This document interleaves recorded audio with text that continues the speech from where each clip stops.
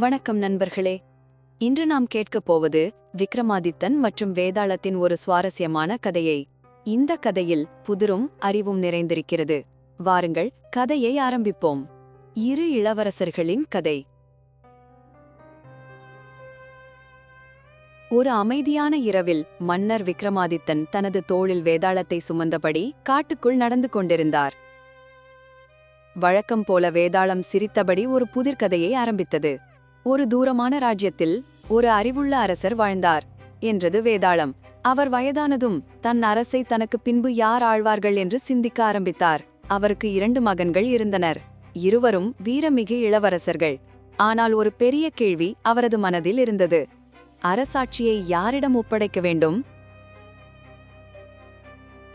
முதல் மகன் மிகுந்த அறிவாளி. அவன் எந்த பிரச்சனையும் தீர்க்கும் திறன் கொண்டவன். அவனுடைய புத்திசாலித்தனமான யோசனைகள் நாட்டை வளமாக்கும். இரண்டாவது மகன் மிகுந்த கருணையுள்ளவன். அவன் மக்களை அன்புடன் பார்த்துக் கொள்வான். அவர்களின் பிரச்சனைகளை கவனமாக கேட்பான். நியாயமாக முடிவு செய்வான். அந்த மன்னர் குழப்பத்தில் இருந்தார். அரசை அறிவாளிக்கா கொடுக்க வேண்டும் அல்லது கருணையுள்ளவனுக்கா கொடுக்க வேண்டும்? வேதாளம் தன் வழக்கமான குரலில் சிரித்தது. விக்ரமாதித்தா, இந்த கேள்விக்கான பதிலை நீ தெரிந்தும் மௌனமாக இருந்தால் உன் தலைவலித்துவிடும். ஆனால் பேசினால் நான் திரும்ப என் மரத்துக்கு பறந்து போய்விடுவேன். இப்போது சொல்லு, யார் அரசராக வேண்டும்? விக்ரமாதித்தன் அமைதியாக நடந்து கொண்டே யோசித்தார். பிறகு உறுதியான குரலில் சொன்னார், ஒரு நல்ல அரசனுக்கு 2 குணங்களும் அவசியம். அறிவு அரசை வழிநடத்தும், கருணை மக்களை பாதுகாக்கும். அறிவாளி மட்டும் ஆட்சி செய்தால் அவனில் இரக்கம் குறையும். கருணையுள்ளவன் மட்டும் ஆட்சி செய்தால் அவனில் யோசனை குறையும். ஆனால் 2 பேரும் சேர்ந்து ஆட்சி செய்தால் அந்த ராஜ்யம் நிச்சயம் வளர்ச்சியடையும் என்றார். அந்த காடும் சில நொடிகள் அமைதியாகியது. வேதாளமும் சிரிப்பை நிறுத்தியது. பிறகு திடீரென சிரித்தபடி கத்தியது. விக்ரமாதித்தா, நீ மறுபடியும் என் புதிரை தீர்த்துவிட்டாய். ஆனால் நீ பேசிவிட்டாய். அதனால் நான் பறந்து போகிறேன் என்றது. அதன் குரலோடு கூடிய காற்றில் வேதாளம் விக்ரமாதித்தனின் தோளிலிருந்து விலகி இருளில் மறைந்தது.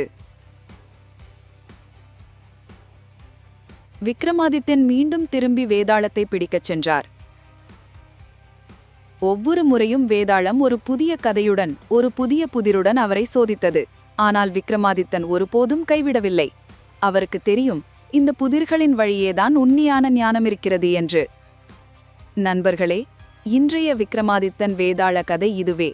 அறிவும் கருணையும் சேர்ந்தால்தான் ஒரு நல்ல தலைமை உருவாகும் என்பதை சொல்லும் அழகான கதை.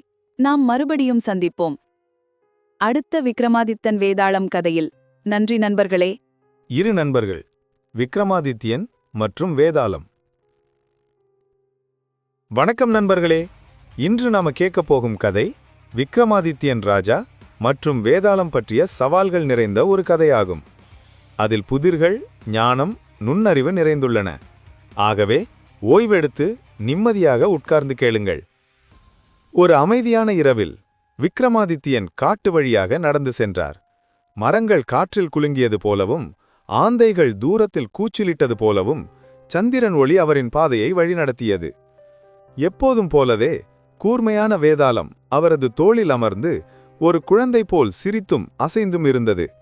பின்பு வேதாளம் கூறியது, விக்ரமாதித்யன், இன்று நான் உனக்கு ஒரு கதை சொல்ல விரும்புகிறேன். கவனமாக கேள், ஏனெனில் இந்த கதையில் ஒரு புதிர் மறைந்து உள்ளது.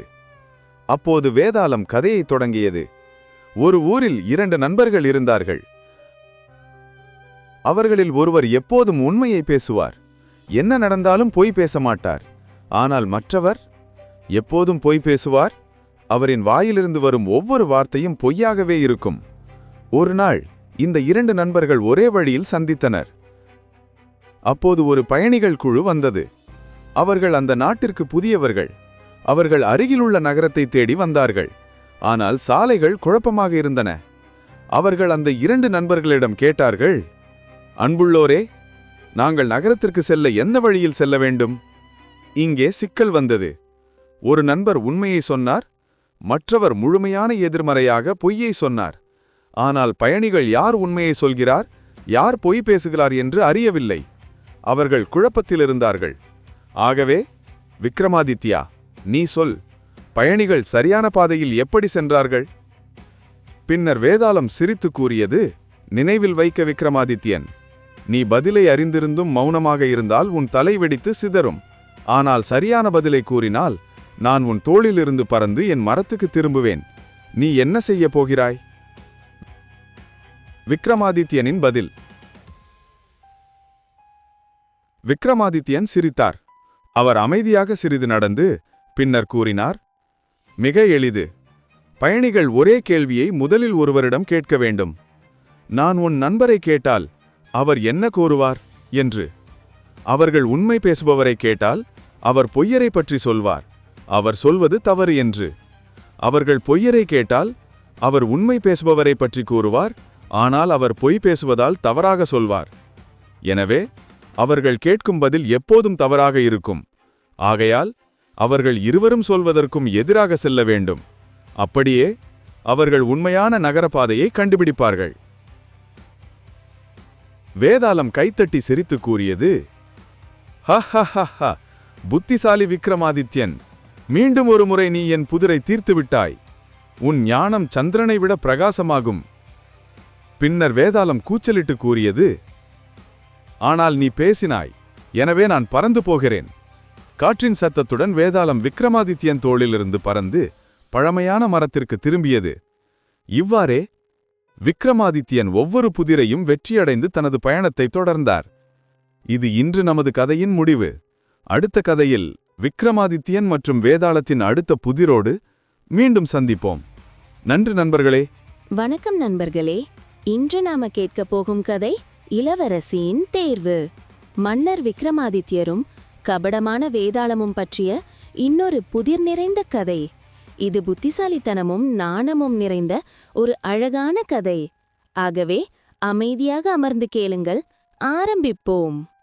ஒரு இருண்ட இரவிலே மன்னர் விக்ரமாதித்யர் காடு வழியாக நடந்து செல்லும்போது அவரது தோளில் வழக்கம்போல் வேதாளம் அமர்ந்திருந்தது. மரங்களின் நிழல்கள் ஆடின.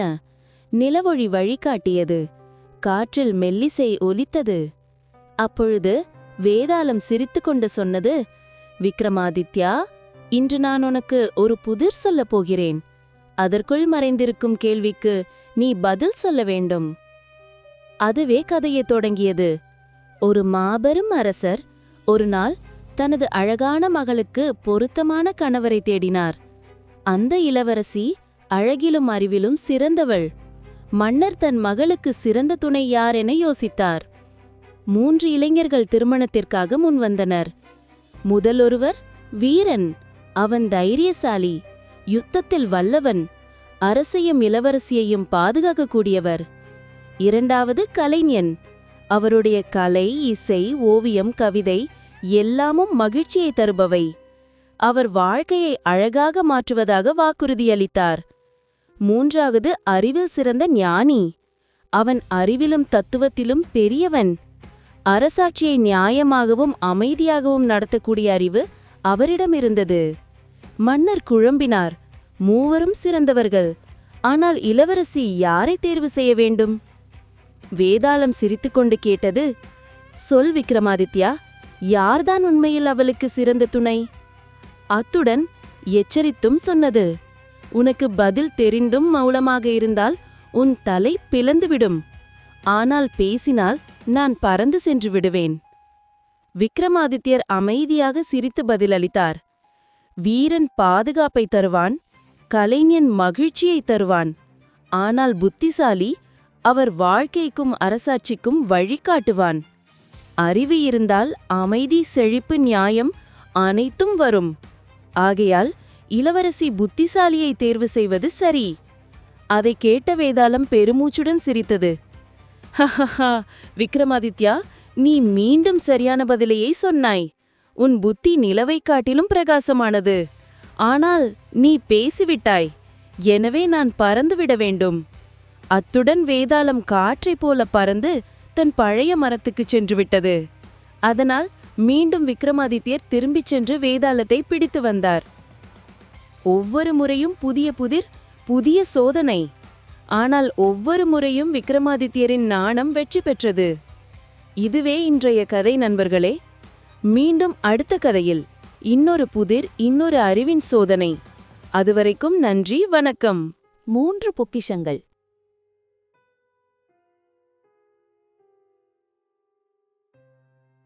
வணக்கம் நண்பர்களே, மீண்டும் ஒரு புதிர் நிறைந்த கதை கேட்க தயாரா?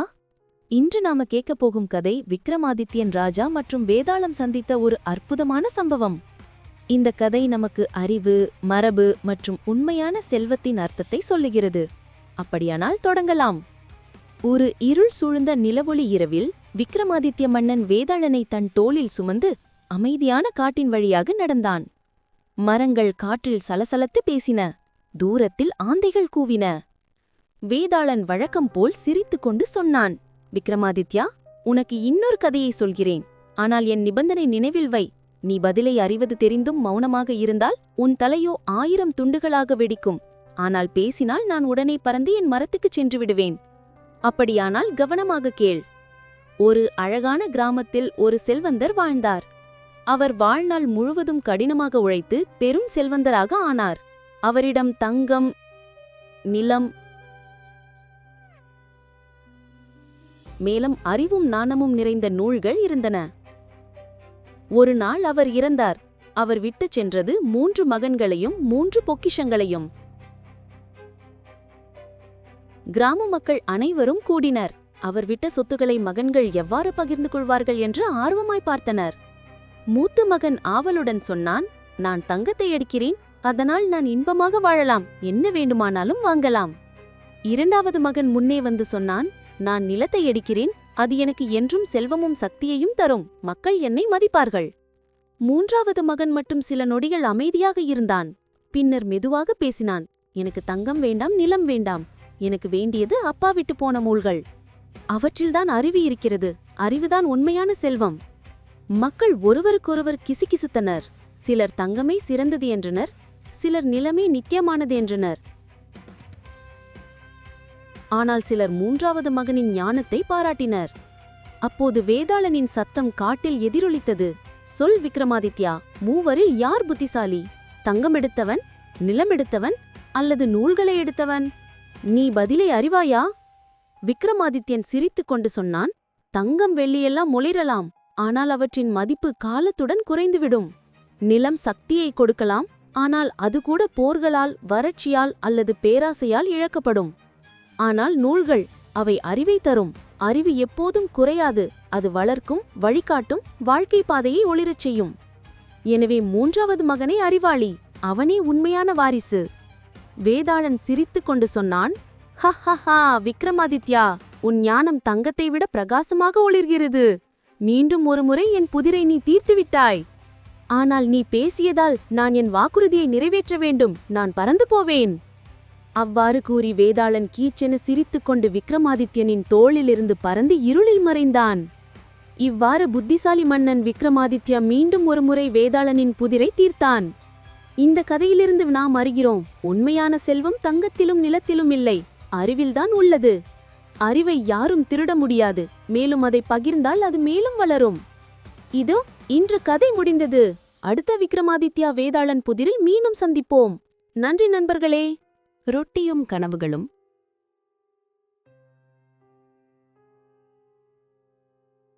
வணக்கம் நண்பர்களே. மன்னர் விக்ரமாதித்யா மற்றும் குறும்புத்தனமான வேதாளம் பற்றிய இன்னொரு கதைக்கு திரும்பி வந்திருக்கும் உங்கள் அனைவருக்கும் வரவேற்கிறேன். இன்றைய புதிர் பசி, கனவுகள் மற்றும் நேர்மை பற்றியது. கதைக்குள் நுழைவோம். ஒரு அமைதியான இரவில் சந்திரனின் மெதுவான ஒளியில் மன்னர் விக்ரமாதித்யா மீண்டும் வேதாளத்தை தனது தோளில் சுமந்தார். அந்த வேதாளம் ஒரு பக்கமிருந்து இன்னொரு பக்கம் ஆடிக்கொண்டே வினோதமாக சிரித்து கொண்டிருந்தது. விக்ரமாதித்யா என்று வேதாளம் கூச்சலிட்டது, நான் உனக்கு இன்னொரு கதையை சொல்கிறேன். அதில் ஒரு புதிர் மறைந்திருக்கிறது. விதி உனக்கு தெரியும். உனக்கு பதில் தெரிந்தும் அமைதியாக இருந்தால் உன் தலை வெடிக்கும். ஆனா நீ பேசினா நான் என் மரத்துக்கு திரும்பி பறந்து விடுவேன். அதனால கவனமா கேளு. ஒரு பெரிய நகரில் 3 விதமான மனிதர்கள் வாழ்ந்தார்கள். முதலாவது ஒருவர் ஏழை பிச்சைக்காரன். அவன் ஒவ்வொரு நாளும் பசிக்கு துடித்து தெருக்களில் அலைந்தான். 2வது ஒருவர் பணக்கார வணிகர். தங்கம், கடைகள் எல்லாம் அவனிடம் இருந்தும் இன்னும் ஆசை தீராதவன். 3வது ஒருவர் துணிச்சலான சிப்பாய். வலிமையானவன், விசுவாசமுள்ளவன், ஆனால் நீண்ட போருக்குப் பிறகு சோர்வடைந்திருந்தான். ஒரு மாலை தற்செயலாக மூவரும் உணவுக்காக ஒரே வீட்டுக்குள் வந்தார்கள். அந்த வீடு சிறியதாயிருந்தது. உள்ளே ஒரு துண்டு ரொட்டி மட்டுமே இருந்தது. பிச்சைக்காரன் சொன்னான், எனக்கு இது வேண்டும், பல நாட்களா சாப்பிடவே இல்லை. வணிகர் எதிர்த்தான், இது எனக்கே உரியது, நான் இதுக்கு பணம் கொடுக்கிறேன், நான் அதுக்கு தகுதியானவன். சிப்பாய் சொன்னான், எனக்கு இது தேவை, நாட்டை காக்க வலிமை தேவை, அதுக்கு ரொட்டி அவசியம். அவர்கள் நீண்ட நேரம் வாக்குவாதம் செய்தார்கள்.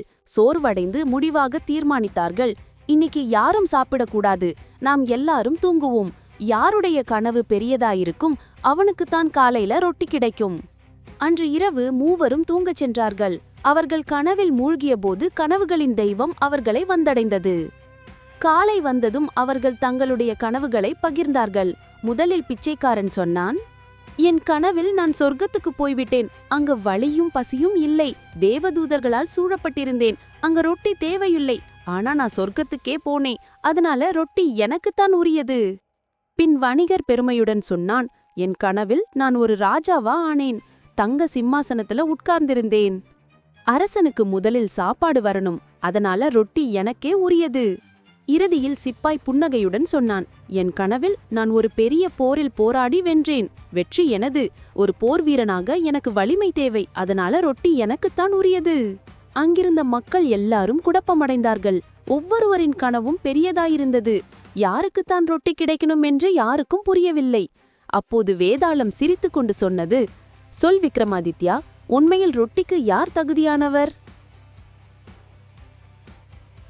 மன்னர் விக்ரமாதித்யா சிரித்து பதிலளித்தார், பிச்சைக்காரன் சொர்க்கம் பற்றி சொன்னான். அதாவது அவன் ஏற்கனவே பசியிலிருந்து தப்பிச்சிட்டான். சொர்க்கத்தில் ரொட்டி தேவையில்லை. வணிகர் ராஜாவா கனவு கண்டான்.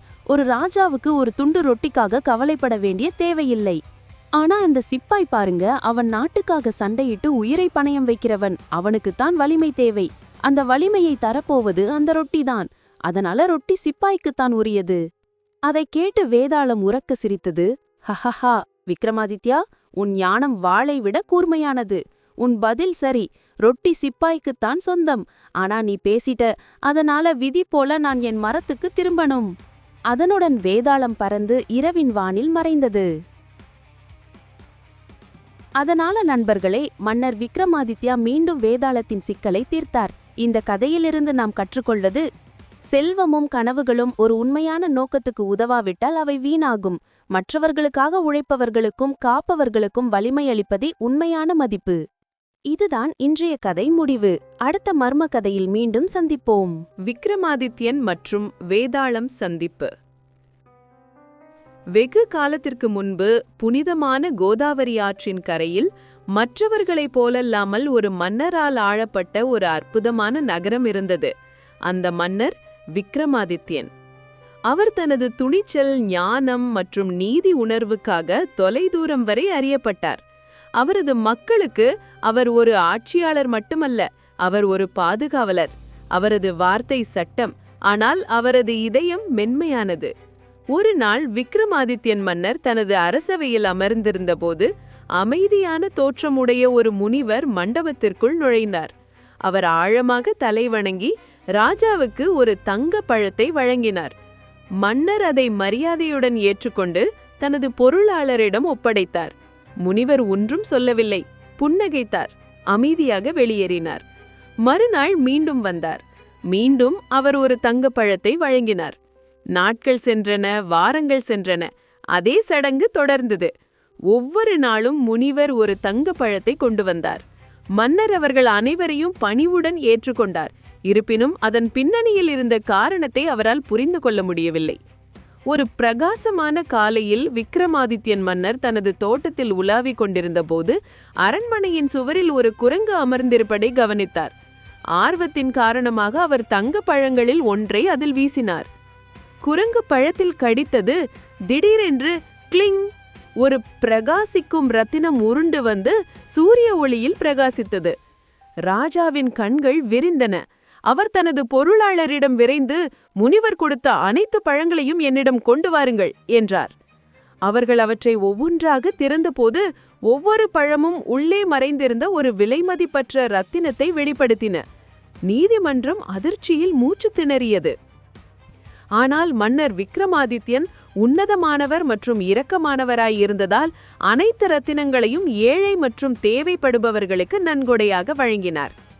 இருப்பினும் அவரது மனதில் ஒரு கேள்வி நீடித்தது. இந்த மர்மமான முனிவர் யார்? அவரது விசித்திரமான பிரசாதத்தின் பின்னணியில் இருந்த பொருள் என்ன? மறுநாள் முனிவர் மீண்டும் தோன்றியபோது மன்னர் அவரை வரவேற்று, புனிதரே, உங்களின் நோக்கத்தை அறியாமல் நான் ஏற்றுக்கொள்ள முடியாத அளவிற்கு உங்கள் பரிசுகள் விலைமதிப்பற்றவை. தயவு செய்து சொல்லுங்கள், நீங்கள் என்னிடம் என்ன தேடுகிறீர்கள்? முனிவர் சிரித்து, வலிமையான மன்னர் விக்ரமாதித்யனே, நான் செல்வத்தையோ புகழையோ நாடவில்லை. ஒரு புனிதமான பணிக்கு எனக்கு உங்கள் தைரியம் தேவை. தூய்மையான மற்றும் அச்சுமற்ற இதயம் மட்டுமே நிறைவேற்றக்கூடிய ஒரு பணி. மன்னர் தயக்கமின்றி, நான் என்ன செய்ய வேண்டும் என்று சொல்லுங்கள் என்றார். முனிவர் ஒரு தாழ்ந்த நிலையான தொனத்தில் பேசினார். அடுத்த நிலவில்லாத நிரவில் உங்கள் நகரத்திலிருந்து 20 மைல் தொலைவில் உள்ள ஆழ்ந்த காட்டில் தனியாக பயணம் செய்யுங்கள். அங்கே பழங்கால ஆலமரத்தின் கீழே நான் காத்திருப்பதை நீங்கள் காண்பீர்கள். தனியாக வாருங்கள், நான் சொல்வதை செய்யுங்கள் என்றார். அந்த நிரவு வந்தது. இருளும் அமைதியும், வானத்தில் ஒரு நட்சத்திரம் கூட இல்லை. மன்னர் விக்ரமாதித்யன் ஒரு அங்கியில் தன்னை மூடிக்கொண்டு அசைக்க முடியாத உறுதியுடன் காட்டிற்குள் புறப்பட்டார். மரங்கள் காற்றில் கிசுகிசுத்தன. காற்று அடர்ந்ததும் அமைதியாகவும் இருந்தது. ஆனால் தைரியமான மன்னர் படிப்படியாக நடந்து சென்றார், அவரது தைரியத்தின் மங்கிய ஒளியினால் மட்டுமே வழிகாட்டப்பட்டு. இறுதியில் ஆலமரத்தின் நிழலில் முனிவர் வாக்குறுதியபடி காத்திருந்தார். முனிவரின் குரல் அமைதியான காற்றில் எதிரொலித்தது. விக்ரமாதித்யன் மன்னரே, உங்கள் சோதனை இப்போது தொடங்குகிறது. இந்த காட்டின் தெற்கே ஒரு பழைய புளிய மரம் இருக்கிறது. அதன் கிளையில் இருந்து ஒரு சடலம் தலைகீழாக தொங்குகிறது. அந்த சடலத்தை என்னிடம் கொண்டு வாருங்கள் என்றார். ஒரு வார்த்தை கூட பேசாமல் விக்ரமாதித்யன் மன்னர் தலையசைத்து மீண்டும் நடக்கத் தொடங்கினார். காடை இருண்டது. ஆந்தைகள் கூவின. அவரது கால்களுக்கு அடியில் உலர்ந்த இலைகளின் சத்தம் கேட்டது. இறுதியில் அவர் புளிய மரத்தை பார்த்தார். அங்கே அதன் கிளையிலிருந்து தொங்கிக் கொண்டிருந்த சடலம் இருந்தது. மன்னர் மேலே ஏறி கயிற்றை வெட்டினார். உடல் ஒரு துடிப்புடன் தரையில் விழுந்தது. திடீரென்று மன்னர் கொஞ்ச நேரம் உறைந்து போனார். பின்னர் உறுதியாக நின்றார். சடலம் எழுந்து உட்கார்ந்து பேசியது. நான் வேதாளம், இந்த உடலில் வாழும் ஆவி. சொல்லுங்கள் ராஜா, விக்ரமாதித்யன், நீங்கள் ஏன் என் ஓய்வை இடையூறுபடுத்தினீர்கள் என்றது. விக்ரமாதித்யன் அமைதியாக பதிலளித்தார். ஒரு முனிவர் என்னை உங்களிடம் அழைத்து வர சொல்லியிருக்கிறார். ஓ, நீங்கள் தேர்ந்தெடுக்கப்பட்டவர். நல்லது. உங்களால் முடிந்தால் என்னை அழைத்துச் செல்லுங்கள். ஆனால் இதை நினைவில் வைத்துக் கொள்ளுங்கள், நமது பயணம் நீண்டது. நேரத்தை செலவிட நான் உங்களுக்கு கதைகள் சொல்வேன். ஆனால் இங்கே என் நிபந்தனை, நாங்கள் எங்கள் இலக்கை அடைவதற்கு முன்பு நீங்கள் பேச உங்கள் வாயை திறந்தால் நான் மீண்டும் இந்த மரத்திற்கு பறந்து செல்வேன் என்றது. விக்ரமாதித்யன் மெல்ல சிரித்தார். உங்கள் சவாலை நான் ஏற்றுக்கொள்கிறேன். தைரியமான மன்னர் வேதாளத்தை தனது தோள்களில் சுமந்து ஆழ்ந்த காட்டின் வழியாக தனது நீண்ட அமைதியான நடைப்பயணத்தை தொடங்கினார். மரங்கள் அசைந்தன. இரவு ஆழ்ந்தது. வேதாளத்தின் மர்மமான குரல் காற்றில் எதிரொலித்தது. கேளுங்கள் ராஜா, எனது முதல் கதையை. விக்ரமாதித்யன் மற்றும் வேதாளம் சந்திப்பு இப்படித்தான் தொடங்கியது. புதிர்கள், ஞானம் மற்றும் வாழ்க்கையின் படிப்புகள் நிறைந்த 25 விசித்திரமான மற்றும் அற்புதமான கதைகள் வழியாக ஒரு பயணம். இந்த கதைகள் தைரியமும் புத்திசாலித்தனமும் கைகோர்த்து செல்கிறது என்பதையும், தைரியமான இதயம் கூட புத்திசாலியாக இருக்க வேண்டும் என்பதையும் நமக்கு நினைவூட்டுகின்றன. ஏனெனில் சிந்தனையற்ற வலிமை முட்டாள்தனத்திற்கு மட்டுமே வழிவகுக்கும். ஆகவே நினைவில் வைத்துக் கொள்ளுங்கள், விக்ரமாதித்யன் மன்னரைப் போல உங்கள் சவால்களை தைரியமும் தெளிவுடனும் எதிர்கொள்ளுங்கள். உண்மையான வெற்றி பேய்களை எதிர்த்து போராடுவதில் இல்லை, ஆனால் நமக்குள் இருக்கும் பயத்தையும் அறியாமையையும் வெல்வதில்தான் இருக்கிறது. இன்று நாம் உங்களுக்கு சொல்வது மன்னன் விக்ரமாதித்யனும் வேதாளமும் பற்றிய மற்றொரு அதிசயமான கதை. கதையின் பெயர் 3 சிறப்பு மகன்கள். வெகு காலத்திற்கு முன்பு ஒரு அமைதியான கிராமத்தில் விஷ்ணு சுவாமின் என்ற பணக்கார பிராமணர் வசித்து வந்தார். அவர் ஒரு கற்றறிந்த மற்றும் மரியாதைக்குரிய மனிதராக இருந்தார். ஒரு நாள் அவர் ஒரு பெரிய புனித தியாகத்தை செய்ய முடிவு செய்தார். பல புனித பொருட்கள் தேவைப்படும் ஒரு சடங்கு. ஆனால் அந்த புனித தியாகத்திற்கு தேவையான ஒன்று காணவில்லை. அது ஒரு ஆமை.